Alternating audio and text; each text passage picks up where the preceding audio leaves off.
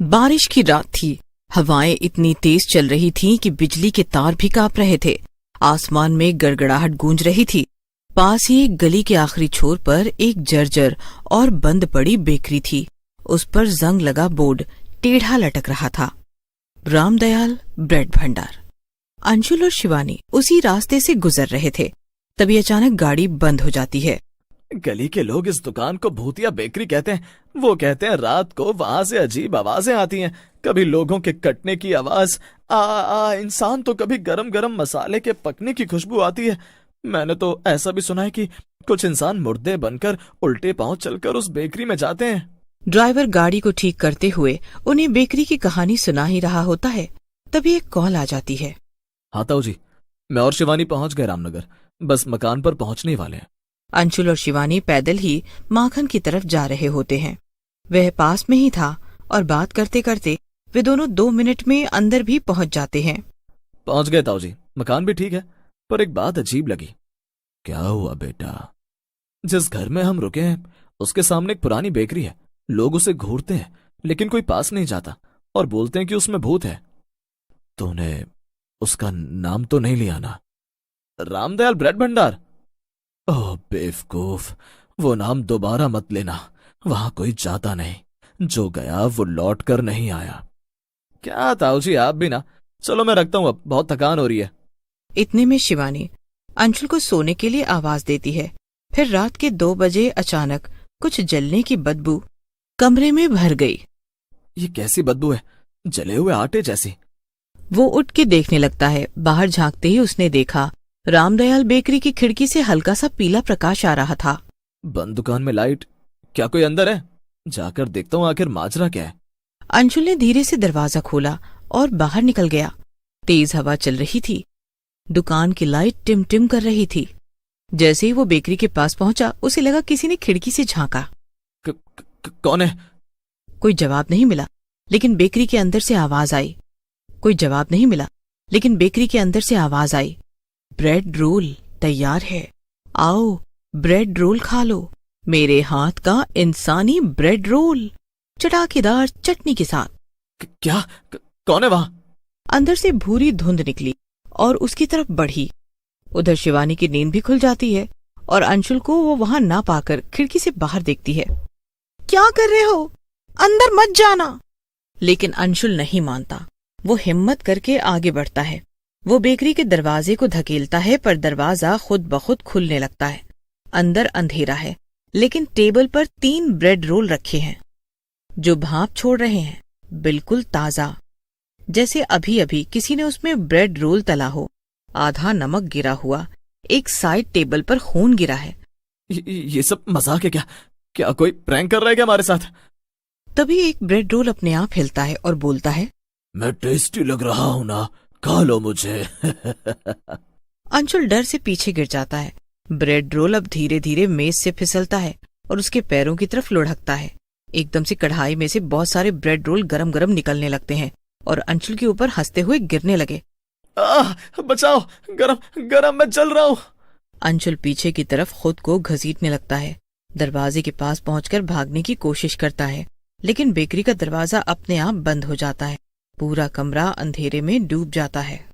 तभी पीछे से एक आवाज आती है, मेरे ब्रेड रोल खाओगे या तुझे रोल बना दो। अंशुल मुड़ता है और देखता है एक आधा जला आदमी, आंखें लाल और हाथ में एक बड़ा ओवन ट्रे पकड़े हुए, सफेद धोती और फटा कुर्ता पहने हुए। मेरी बेकरी में बिना भूख के आया है, अब कभी भूख नहीं लगेगी क्योंकि तू खुद ब्रेड बन जाएगा। बेकरी के अंदर धुआं फैलने लगा। अंशुल की सांसें तेज हो गईं। बेकरी के अंदर धुआं फैलने लगा। अंशुल अपनी आंखें बंद और कान भी बंद कर लेता है। और अब तेरी बारी है। मैं बस देख रहा था, खाना नहीं चाहिए मुझे। जो बेकरी में घुसे वो कभी भूखे नहीं रहते क्योंकि मैं उन्हें हमेशा पकाता हूँ। नहीं प्लीज मुझे जाने दो, मैं यहाँ वापस कभी नहीं आऊंगा। वापस जा पाओगे तब ना। शिवानी घर पर कांप रही थी। हे भगवान, अंशुल अंदर है, अब मैं क्या करूं? वो तुरंत मकान मालिक रघुवंशी बाबू के पास गई। रघुवंशी जी, अंशुल मेरा पति रामदयाल भूत ब्रेड रोल बनाने वाली बेकरी में चला गया है। कुछ अजीब हो रहा है वहां। क्या? उन्होंने अंदर कदम रख दिया? ये लो, वो बाहर जिंदा नहीं आएंगे अब। मतलब क्या बोलना चाह रहे हो? 40 साल पहले उस बेकरी में आग लगी थी। रामदयाल जिंदा जल गया, पर उसकी आत्मा रह गई। वो हर उस इंसान को पकड़ता है जो बेकरी में बिना भूख के आता है। इधर डर से अंशुल बेहोश हो गया। जब कुछ घंटों बाद उसकी आंख खुलती है तो वो खुद को एक ओवन ट्रे पर पाता है। उसके हाथ पैर आटे से लिपटे हुए हैं। अब तो चुपचाप रोल बन जा, मैं तुझे स्टफ कर दूंगा और तुझे तेल में तलकर अपने बाकी भूतों को खिलाऊंगा। छोड़ दो मुझे। शिवानी मुझे बचाओ, मेरी मदद करो इस भूत से। शिवानी को अंशुल की आवाजें आ रही होती हैं सामने बेकरी से। वो रघुवंशी को खींचती है कि वो चले साथ में। मैं भी तो यही चाहता हूँ। तुम सब हमारे मेहमान हो। ब्रेड रोल बनाने के लिए तुम सबको वो तलेगा और हम सब मिलकर खाएंगे। सब कौन? रघुवंशी अचानक एक भूत में तब्दील हो जाता है। शिवानी बिना कुछ सोचे बेकरी की तरफ दौड़ती है। उसके पीछे भूत रघुवंशी दौड़ता है। तुम कहाँ भाग रहे हो? तुम मेरा खाना हो। मैं उस राम दयाल को तुम्हें खाने नहीं दूंगा। छोड़ दो मुझे, मुझे जाने दो। मेरा पति अंदर है। शिवानी भूतिया रघुवंशी को चीना झपटी में धक्का मारकर भूतिया ब्रेड रोल बेकरी में घुस जाती है। रुको, ये सब मत करो। अरे काई, बहुत भूख लग रही है तुम्हारी आत्मा को भी। आओ, तुम्हारा भी ब्रेड रोल बनाता हूँ। मजा आएगा, मेरे सभी भूतों को आज भरपूर खाना मिलेगा। रुक जाओ वरना मैं तुम्हें मार डालूंगी। भूत अंशुल को कढ़ाई में डाल देता है और अंशुल उसमें तड़पने लगता है। ये सीन देखकर शिवानी बहुत अचंभित हो जाती है। उसकी आंखों से आंसू आने लगते हैं। मैं अपने साथ गंगा जल लाई हूँ। अगर मैंने थोड़ा सा भी डाल दिया तो तुम सब मारे जाओगे, समझे? भूत बड़ी सी छन्नी में अंशुल को कढ़ाई से निकालता है और प्लेट में रखता है। अंशुल ब्रेड रोल बन चुका था। वो साथ लाई गंगा जल और रोटियां, जैसे ताऊ जी ने फोन पर बताया था। शिवानी गंगा जल हवा में छिड़कती है और कहती है, तेरी भूख कभी शांत नहीं होगी क्योंकि तूने भूख को हिंसा बना दिया। तभी वो रघुवंशी भूत भी वहां आ जाता है और चिल्लाते हुए बोलता है, नहीं रामदयाल भूत, शिवानी को मैं खाऊंगा, ये मेरा माल है। मैंने आने से पहले अपने ताऊ को फोन किया था और अंशुल यहाँ आया है। मैंने उन्हें बताया था, उन्होंने ही मुझे ये उपाय बताया। अब तेरा बचना नामुमकिन है। तू और तेरी बेकरी अब किसी मासूम को नहीं मार सकेगी। तूने मेरे पति को मार दिया, पर मैं अपने पति का बलिदान बेकार नहीं जाने दूंगी। तभी वो फिर गंगा जल छिड़कती है। पूरे किचन में आग लग जाती है।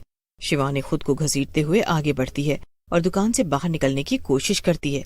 तभी शिवानी रघुवंशी भूत को धक्का मारकर गरम कढ़ाई में गिरा देती है और बाहर की तरफ भागती है और रघुवंशी उस कढ़ाई में गिर जाता है और जल जाता है।